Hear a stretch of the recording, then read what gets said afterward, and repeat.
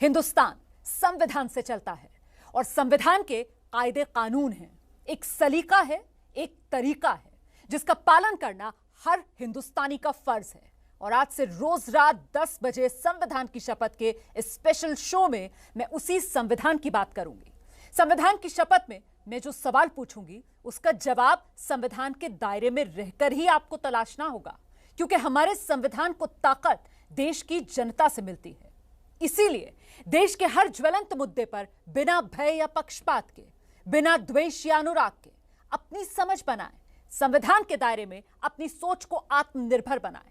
तो चलिए हम भारत के लोग शुरू करें संविधान की शपथ। दिशा रवि, ये नाम देश में चर्चा में बना हुआ है। 22 साल की दिशा रवि को देशद्रोह और आपराधिक षड्यंत्र रचने के आरोप में गिरफ्तार किया गया।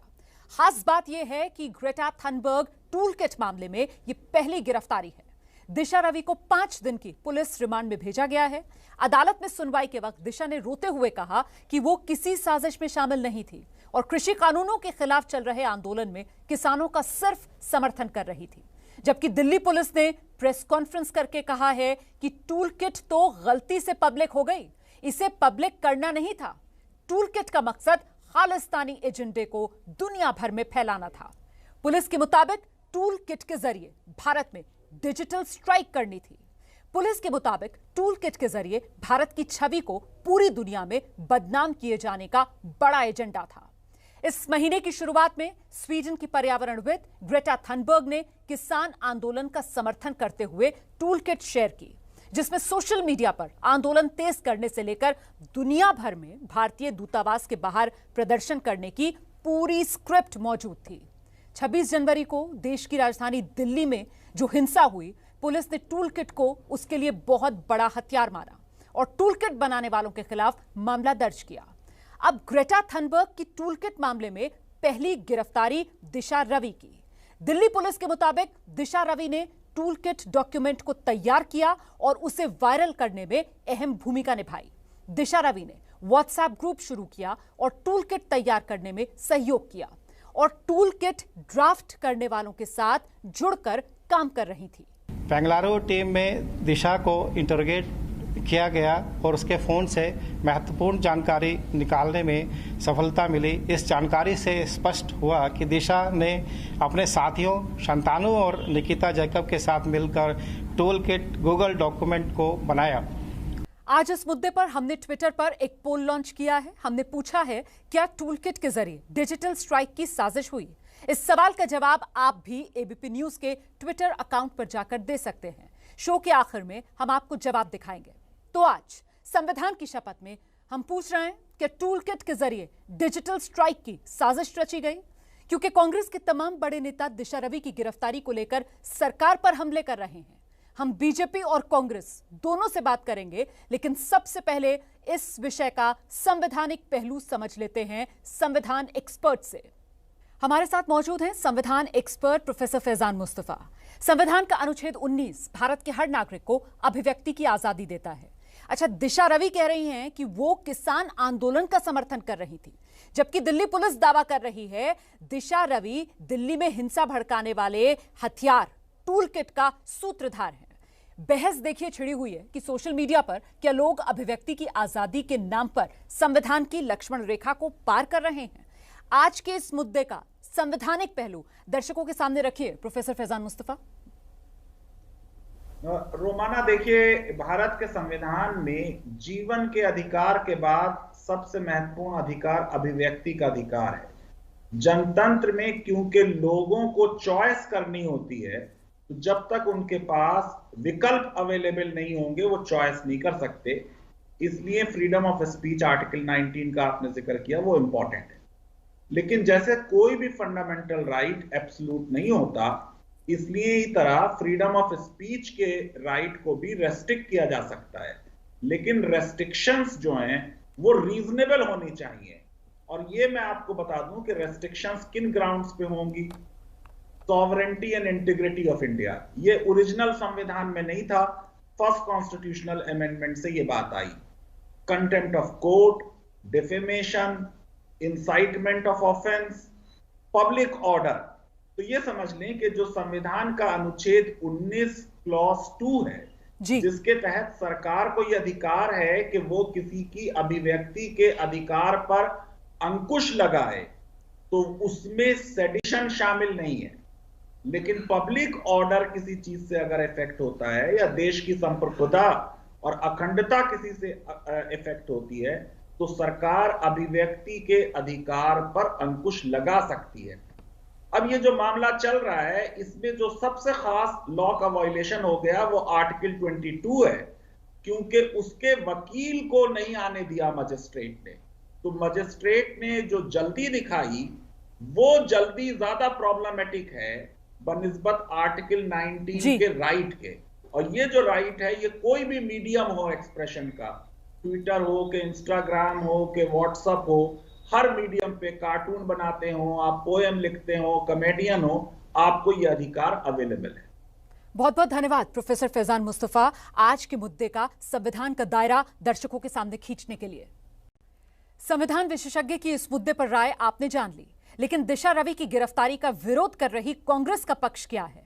प्रियंका गांधी से लेकर कपिल सिब्बल तक और पूर्व वित्त मंत्री पी चिदम्बरम से लेकर शशि थरूर तक दिशा रवि की गिरफ्तारी के विरोध में झंडा बुलंद किए हुए हैं, गिरफ्तारी को सरकार का डर बता रहे हैं। दिशा रवि की गिरफ्तारी को लेकर कांग्रेस का पक्ष रखने के लिए हमारे साथ मौजूद हैं कांग्रेस सांसद, यूपीए सरकार में केंद्रीय मंत्री रहे मनीष तिवारी जी। मनीष जी, बहुत बहुत स्वागत आपका संविधान की शपथ में। पहला सवाल सर, टूलकिट के जरिए डिजिटल स्ट्राइक की साजिश रची गई या नहीं रची गई, ये जांच का विषय है सर। फिर जांच से पहले ही कांग्रेस दिशा रवि के बचाव में क्यों है? देखिए, कोई भी सरकार अपने बच्चों से लड़ाई नहीं लड़ती है। और दूसरी बात ये है कि जो टूल किट है, ये कोई हथियारों का जखीरा नहीं है। और किसी ने भी जिसने आंदोलन चलाए हो या आंदोलनों में भाग लिया हो, वो इस बात को बड़ी अच्छी तरह जानता है कि अंग्रेजी में बनी टूल किट से आंदोलन नहीं चलते। वहां पे जो लाखों लाख लोग बैठे हैं, उनमें से कितने लोग ऐसे हैं जो अंग्रेजी या टूल किट पढ़ते हैं? मुझे भी 40 साल हो गए अब सियासत में, कई आंदोलनों में हिस्सा लिया है, कई आंदोलनों को लीड किया है। मैंने पहली बार अपनी जिंदगी में ये शब्द सुना था, टूल किट। टूल किट जो जिस परिभाषा के साथ हम बड़े हुए, तो वो तो गाड़ी की डिक्की में रखी हुई कोई चीज थी कि जिससे अगर गाड़ी खराब हो जाए और उसको रिपेयर करना हो तो आप अपनी टूल किट डिक्की से निकाल लेते हैं। और दूसरी बात ये है कि हर समाज, हर देश संविधान के हिसाब से चलता है, और आपका जो कार्यक्रम है इसका नाम भी शायद संविधान की शपथ है। और संविधान में ये लिखा हुआ है, फौजदारी कानून इस पे आधारित है कि आप बेगुनाह है जब तक आपका जुर्म साबित नहीं किया जाता। तो अगर आपको लगता था कि दिशा रवि या कोई और बच्चे किसी कथाकथित बहुत बड़े भयानक षड्यंत्र में शामिल हैं, तो आप उनको नोटिस भेजते, आप उनको बोलते कि भाई आप जांच में आके शामिल हुई। अगर वो कोऑपरेट ना करते तो कोई मतलब बनता था कि आप उनको गिरफ्तार करो, और आप उनको गिरफ्तार करके लाए बेंगलुरु से। अब यह भी पक्का नहीं है कि वो गिरफ्तारी के 24 घंटे के बीच लेके आए, क्योंकि अमूमन अगर किसी बाहर के शहर में आप किसी को जाके गिरफ्तार करते हैं तो उस शहर की अदालत से आप ट्रांजिट रिमांड लेते हैं। ट्रांजिट रिमांड पे व्यक्ति को यहाँ लाया जाता है या किसी और जगह लिया जाता है और फिर उसको अदालत में पेश किया जाता है। और ये कैसा तकाजा है कानून का कि आप किसी को अदालत के सामने पेश कर रहे हैं और उसके पास वकील भी नहीं है। कायदा ये बनता था कि जो भी उस अदालत का प्रिजाइडिंग जज था वो सरकार को ये कहता कि अगर दिशा रवि के पास वकील नहीं है तो उसको लीगल एड प्रोवाइड की जाए। देखिए, कोई भी मुल्क संविधान के अनुसार चलता है, और धारा 21 जो संविधान की है उसमें साफ तौर पे लिखा गया है that nobody can be deprived of his life or liberty except in accordance with law। और फिर धारा 22 है, वो आगे इसका विश्लेषण करती है। तो जिस तरह से ये गिरफ्तारी हुई है, ये संविधान का सीधा सीधा और कानून का सीधा सीधा उल्लंघन है। और हमारा ये मानना है कि उस लड़की को बेल पे छोड़ देना चाहिए, और अगर वो इन्वेस्टिगेशन के साथ, जांच के साथ कोऑपरेट नहीं करती है तो कोई और बात बनती है। तो सर, क्या कांग्रेस को यह भी लग रहा है कि दिशा रवि के जरिए सरकार किसान आंदोलन को कुचलने के लिए, उसे डिस्क्रेडिट करने के लिए पुलिसिया जोर का इस्तेमाल कर रही है? क्या यह भी कांग्रेस का स्टैंड है? देखिए, जिस तरह से सारा घटनाक्रम घटा है उससे तो साफ ये जाहिर होता है कि ये सब उन लोगों को धमकाने और डराने की कोशिश है जो किसान आंदोलन को समर्थन कर रहे हैं। जैसे मैंने पहले कहा कि एक बहुत ही इनसिक्योर सरकार इस तरह की कार्रवाई करती है। इस कार्रवाई का बिल्कुल कोई औचित्य नहीं था। अगर कोई किसी टूल किट को लिखने में शामिल भी था तथाकथित तौर पर, तो उनको जांच के लिए बुलाया जा सकता था, उनसे पूछताछ की जा सकती थी। और अगर पूछताछ में कोई ऐसी बात निकलती जिससे कि जांच एजेंसी को लगता कि गिरफ्तारी जरूरी है आगे की जांच करने के लिए, तो शायद वो कार्रवाई जायज हो सकती थी। पर जिस तरह से ये कार्रवाई की गई है, ये गैर कानूनी है और गैर संवैधानिक। जी, बहुत बहुत धन्यवाद मनीष तिवारी जी, संविधान की शपथ शो में आने के लिए और कांग्रेस का पक्ष रखने के लिए। सर, दिशा रवि की गिरफ्तारी पर कांग्रेस सरकार पर हमलावर है, कांग्रेस सरकार को घेर रही है, यह आपने जान लिया। अब इस मुद्दे पर दूसरा पक्ष राय रखने के लिए हमारे साथ मौजूद हैं बीजेपी के प्रवक्ता डॉक्टर संबित पात्रा। डॉक्टर संबित पात्रा, बहुत बहुत स्वागत आपका संविधान की शपथ में। मेरा पहला सवाल आपसे यह है कि विपक्ष के आरोप आप जान चुके हैं, हम ये समझना चाहते हैं आपसे कि विपक्ष, खासतौर से कांग्रेस, जो दिशा रवि की गिरफ्तारी को दुर्भाग्यपूर्ण करार दे रहा है और सवाल पूछ रहा है कि क्या निहत्तों से सरकार डर गई है?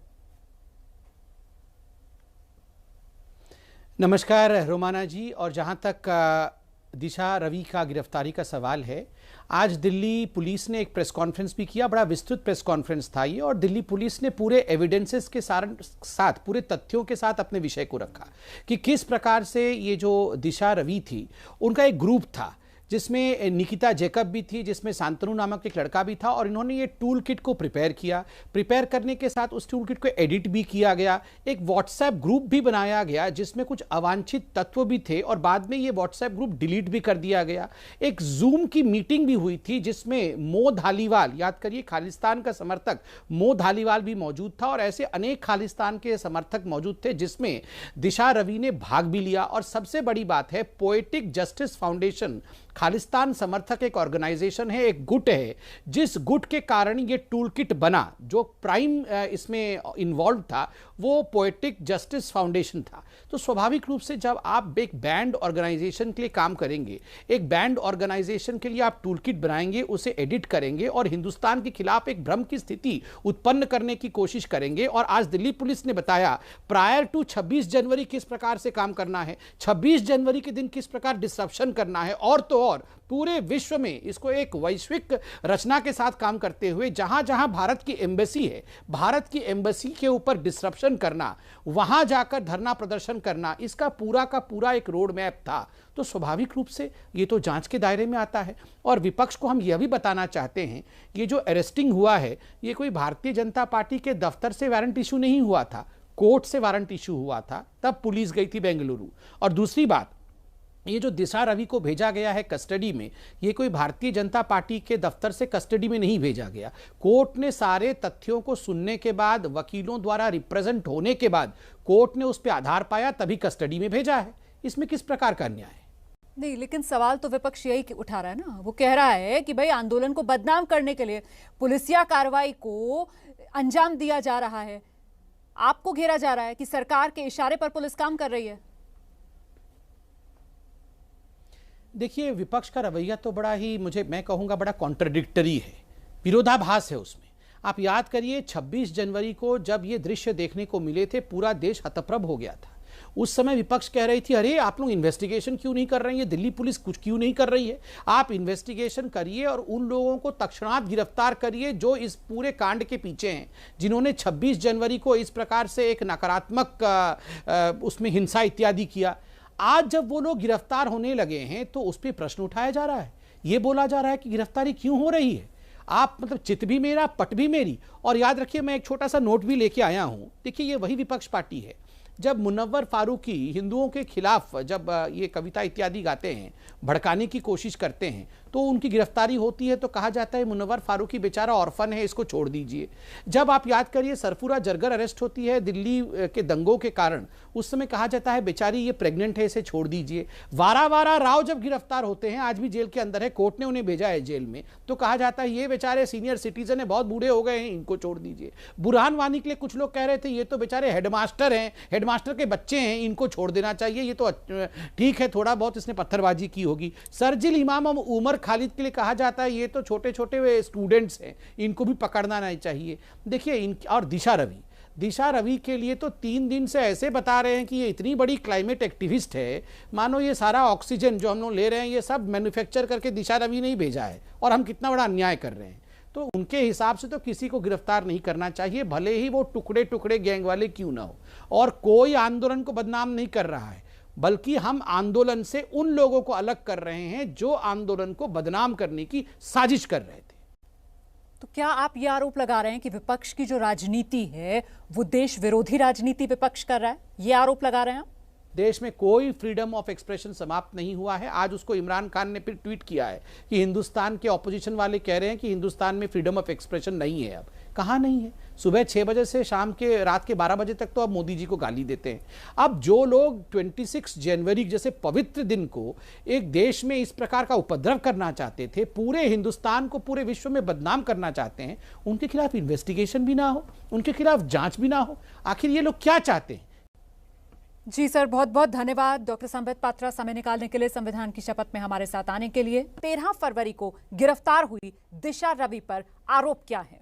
भारत की छवि खराब करने की साजिश रची, निकिता और शांतनु के साथ मिलकर टूल किट बनाया।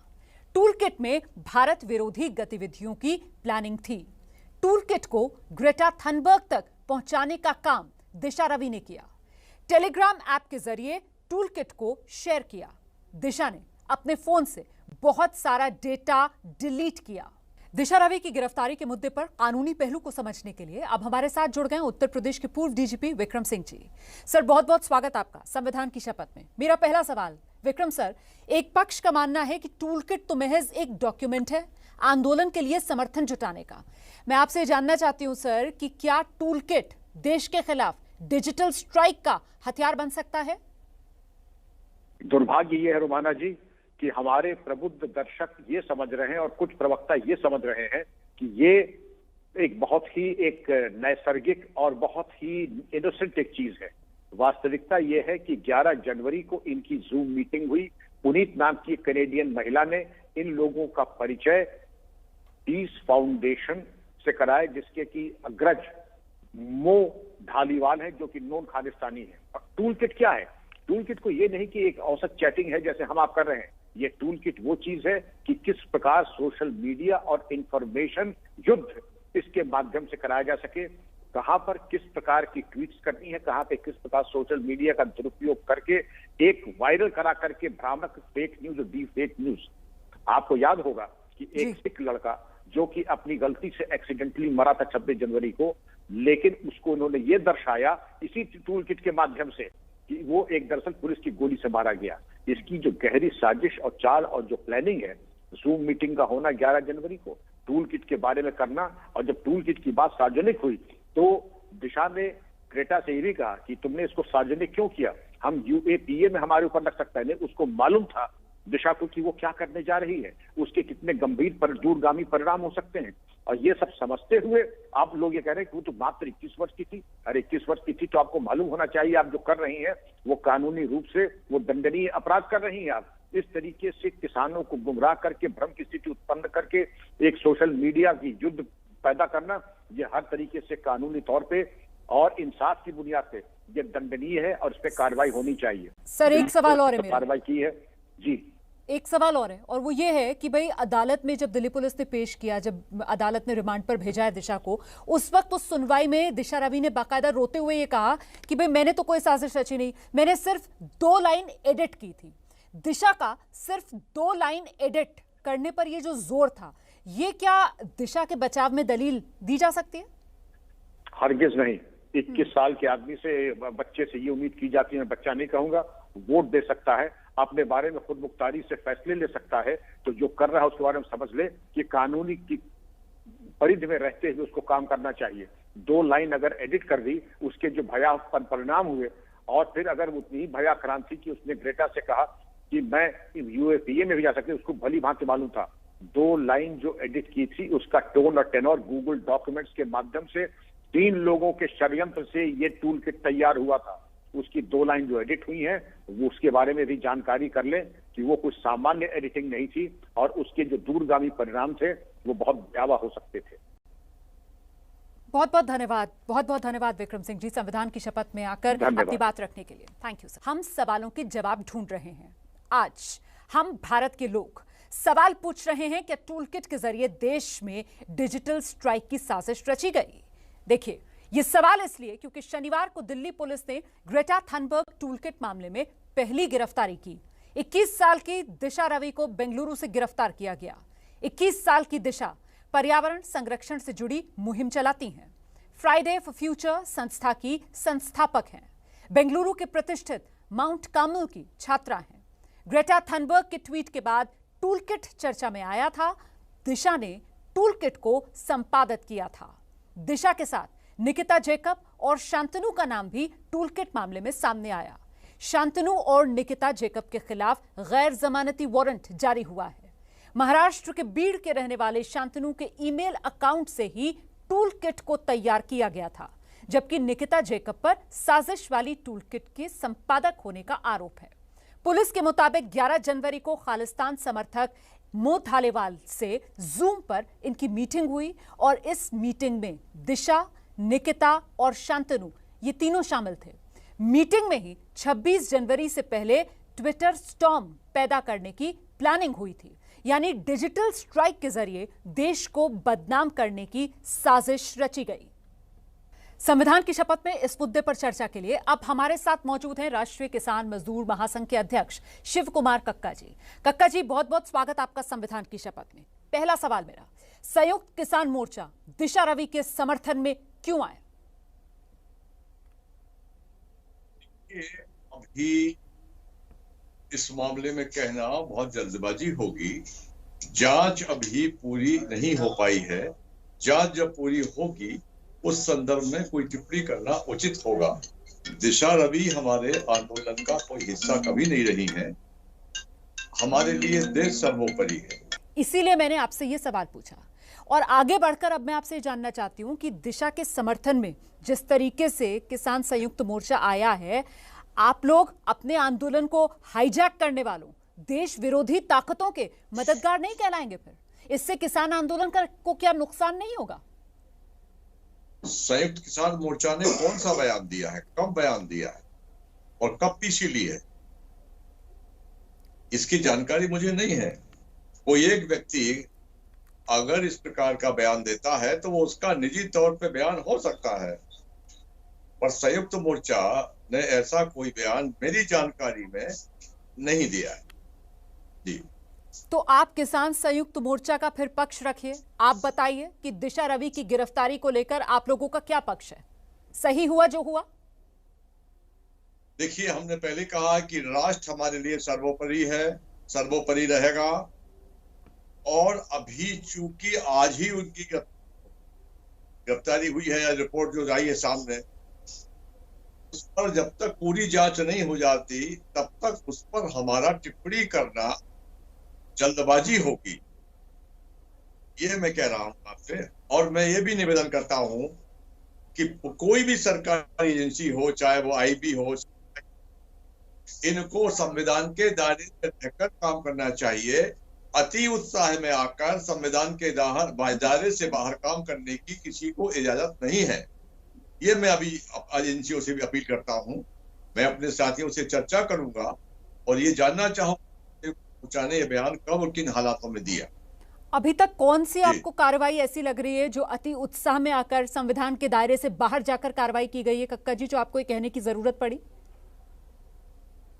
देखिए, जो 26 जनवरी की घटना हुई और उस घटना में जिस प्रकार से दिल्ली पुलिस ने उन लोगों को लाल किले तक जाने दिया आसानी से, ये कौन सा कारण है?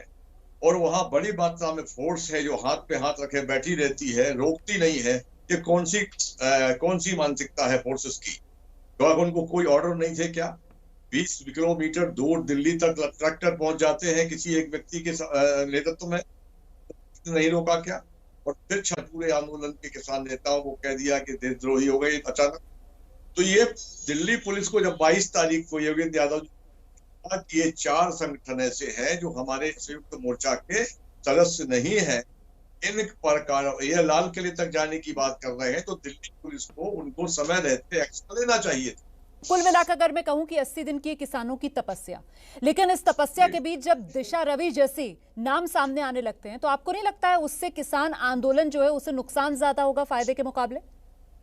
भाई, दिशा रवि जैसे हमारे आंदोलन का हिस्सा नहीं है। ऐसे लोग ऐसे आंदोलनों में, मैंने बार बार कह रहा हूं, ऐसे लंबे चलने वाले आंदोलनों में इस प्रकार की शक्तियां आंदोलन को विफल करने के लिए अपने ढंग से काम करती रहती हैं।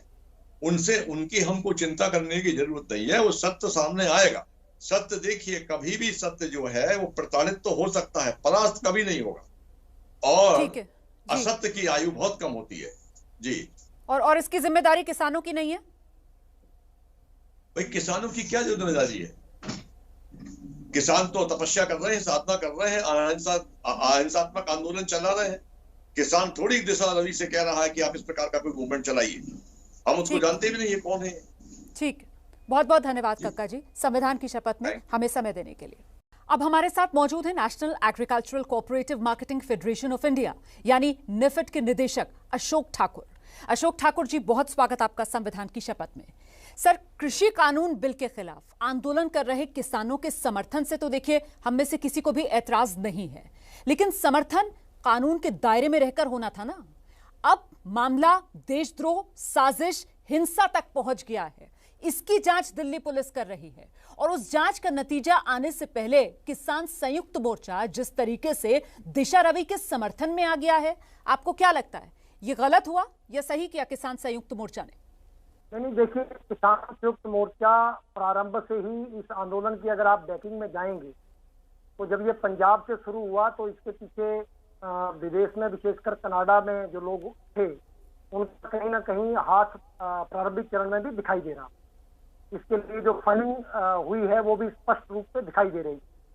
उसके बाद करनाल में जिस तरह की हिंसा प्रयोजित थी, उससे भी लगता था कि कहीं ना कहीं ये आंदोलन आने वाले समय में हिंसा, और ये जो टूल किट डॉक्यूमेंट है इसने बड़ा महत्वपूर्ण भूमिका अदा करी है 26 जनवरी की हिंसा को भड़काने में। मुझे लगता है कि उसका बहुत बड़ा भूमिका इसमें। तो ये पूरी एक सुनियोजित साजिश थी, बिल्कुल स्पष्ट तौर पर दिखाई दे रही है, और इसमें विदेशियों का भी हाथ है, ये भी दिखाई दे रहा है। और जिस तरह से फिर एक योजनाबद्ध तरीके से आए थे, ट्वीट आए थे, उसके बाद अब जो लड़की है दिशा रवि, इसके संबंध भी कहीं ना कहीं ग्रेटा थनबर्ग से जुड़ रहे हैं। वो स्पष्ट तौर पर पर्यावरण की कार्यकर्ता के रूप में उसकी बात हो रही है, तो उसे लगता है कहीं ना कहीं आपस में संबंध है। तो ये अगर पूरी कड़ियों को अगर जोड़ें तो निश्चित तौर पर ये एक इसका हिस्सा है। तो क्या आपको लगता है कि दिशा रवि का समर्थन करके किसान संयुक्त मोर्चा ने पूरे किसान आंदोलन में जो खालिस्तानी समर्थन वाली बात कही जा रही थी उसी पर मोहर लगा दी और बेनकाब हो गया है ये आंदोलन? हाँ, बिल्कुल। कहीं ना कहीं इस आंदोलन के पीछे जो बार बार दिखाई दे रहा था कि कुछ हिडन एजेंडा भी इसके पीछे और किसी का हाथ है, तो अब वो स्पष्ट तौर पर बाहर आना प्रारंभ हो गया है। और इनका इस लड़की को समर्थन देना और इस लड़की के साथ अन्य लोगों को भी समर्थन देना जो है, मुझे लगता है कि इस तरफ संकेत है कि ये इन लोगों के तारों से जुड़े हुए। लेकिन ये क्यों ना माना जाए अशोक साहब, जो बात किसान नेता कहते रहे हैं कि ये साजिश किसान आंदोलन के खिलाफ है, किसान आंदोलन को डिस्क्रेडिट करने के लिए कभी खालिस्तानी, कभी आतंकवादी, कभी हिंसा, इससे जोड़ा जा रहा है। नहीं, देखिए रोमाना जी, आप देखेंगे तो इस आंदोलन की पृष्ठभूमि में जाएंगे तो ये मुद्दा विहीन आंदोलन बन गया है, क्योंकि जो मुद्दे इन्होंने प्रारंभ में खड़े किए थे उसको सरकार ने इनके सभी प्रस्तावों को स्वीकार करने के बाद उस मुद्दों को समाप्त कर दिया था। अब इनके पास आगे बोलने के लिए कुछ था नहीं। जो भी इन्होंने अनुबंध खेती से जुड़े हुए मामले हों या इन्होंने मंडियों से जुड़े हुए जो मुद्दे उठाए थे वो हों, वो सभी कहीं ना कहीं किसी न किसी लेवल पर जो है वो सरकार ने उनको स्वीकार कर लिया था। तो उसके बाद आगे बढ़ाने के लिए इनके पास कुछ था नहीं। और बार बार हम एक ही बात कह रहे हैं, यही जो संयुक्त किसान मोर्चा के नेता हैं, ये पिछले 10-20 वर्षों में घूम घूम कर देश भर में यही कहते थे कि कृषि सुधारों की आवश्यकता है। जो वर्तमान पिछले दिनों में जो कानून थे इस देश के अंदर किसानों से जुड़े हुए, वो कहीं ना कहीं किसानों की मदद नहीं कर पा रहे थे और किसान लगातार जो है कृषि की, चाहे वो जीडीपी में योगदान हो, चाहे किसानों की आय हो, वो लगातार घट रही। नरेंद्र मोदी सरकार आने के बाद भी इन लोगों की मांग लगातार बनती रही और अलग अलग स्तर पर जब भी मीटिंगें हुई उसमें इन्होंने कृषि सुधारों की बात उठाई। सरकार कृषि सुधार लेकर आई। मेरा एक कहना इन सबसे लगातार मैं एक ही बात कहता आया हूं कि सरकार के पास जो भी समझ है उसके अनुसार वो एक कानून प्रस्ताव आपके सामने लाए और एक कानून लाए हैं। अगर आपको लगता है कि उस कानून में कुछ कमियां हैं तो सामने बैठे और उसको सुधार लें। हमारी मंशा किसानों की आय बढ़ाने की होनी चाहिए, किसानों की समस्याओं का समाधान करने की होनी चाहिए। और जो मार्केटिंग एक बड़ी समस्या है और वर्ल्ड मार्केट एक प्रतिस्पर्धा है, उसके साथ भारतीय कृषि को जो है खड़ा करने की है। अगर हम इसको बराबर किसान को खड़ा करना चाहते हैं, अंतर्राष्ट्रीय मार्केट के लेवल पर लाना चाहते हैं, जो सरकार ने अभी आए उनको हमको लागू करना पड़ेगा। अगर इसमें आपको कोई कमी नजर आती है बताइए, हम उसको ठीक करने को तैयार हैं। लेकिन ये उस पर चर्चा करने को तैयार नहीं है। एक मुश्त इन्होंने केवल एक ही लाइन रखा है कि तीनों कानूनों को वापस लाइए। बहुत बहुत धन्यवाद संविधान की शपथ में अपनी बात रखने के लिए। आज का हमारा मुद्दा था दिशा रवि की गिरफ्तारी और इस मुद्दे पर हमने ट्विटर पर एक पोल लॉन्च किया था। हमने सवाल किया, क्या टूल किट के जरिए देश के खिलाफ डिजिटल स्ट्राइक की साजिश रची गई? पोल के नतीजे आ चुके हैं, आंकड़े आपके सामने अब रख देते हैं। ये देखिए आंकड़े आपके सामने हैं। 55% लोगों ने हाँ में जवाब दिया, 45% लोगों का जवाब या तो ना है या फिर कह नहीं सकते। तो आप भी संविधान की शपथ के इस पोल का हिस्सा बन सकते हैं। हर रोज हम शो के विषय से जुड़ा सवाल एबीपी न्यूज के ट्विटर पेज पर आपके सामने रखेंगे। आप वहां जाकर वोट कर सकते हैं। तो संविधान की शपथ देखा आपने। आज की चर्चा के बाद मेरी राय बहुत साफ है। पुलिस जांच कर रही है, कानून को अपना काम करने देना चाहिए। इस पर जो राजनीति हो रही है वो बेहद दुर्भाग्यपूर्ण है।